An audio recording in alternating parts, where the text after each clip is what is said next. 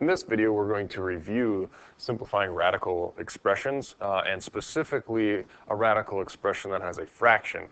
And also along those lines, the fraction's also going to have two terms in the denominator. And I have one example to help us with this, and here's our example.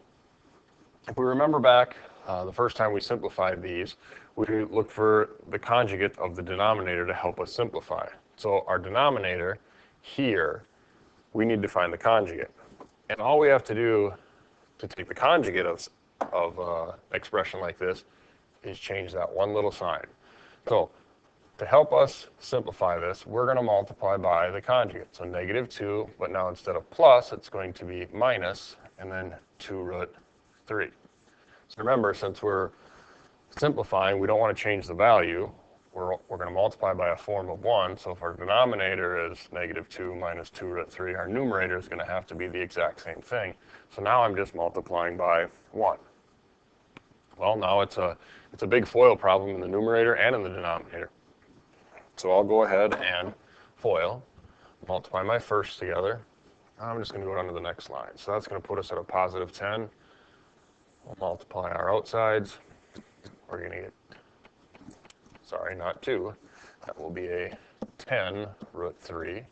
Now we go to our insides, end up with a positive 2 root 3. And then we'll multiply our lasts and end up with positive. Now that's going to be 2 times, some people look at the square root of 9, which is 3. So 2 times 3 is 6. There's our last one. Now we'll go down to the denominator. Same thing, multiply our firsts. That's 4. Multiply our outsides, and that's where we're going to get minus. Look at that. That's going to be 2 times 2, which is 4. Root 3 times root 3 is 3. That ends up being minus 12. Then we're going to multiply here, and then we end up with minus 4 root 3. And then, you know what, I messed that up. Let's go back. Sorry about that. We gotta go back to our outsides. This one right here. Okay?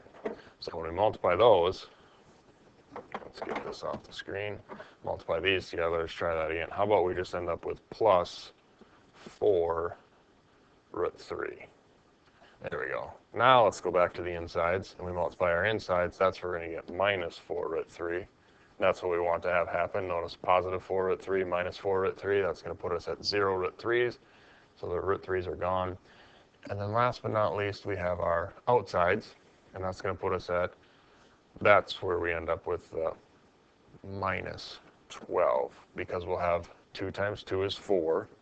Root 3 times root 3 is 3, and then 4 times 3 is 12. One of them was negative, so we get the negative here. All right, now we continue on with our simplifying. So now I'm going to go back to the numerator. I'm going to find my like terms of 10 and 6. That's going to put me at 16. And then I have a root 3 here and a root 3 here. Add those together, and we're at 12 root 3. Over, now denominator, we already talked about this very quickly. That's just going to be 0, gone. So then we're left with the 4 minus 12, and we're at negative 8. Now I notice that 4 is a factor of every term in the numerator and the one term in the denominator. So what I can do then is I can divide everything by 4. So if I divide the 16 by 4, we end up at 4.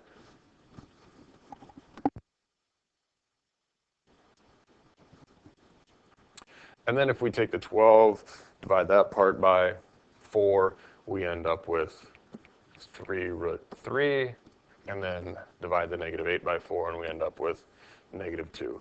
And now we have taken that original fraction that's up here, and we have simplified it to down here in the black. And then that will conclude this video on simplifying our radical expressions using conjugates.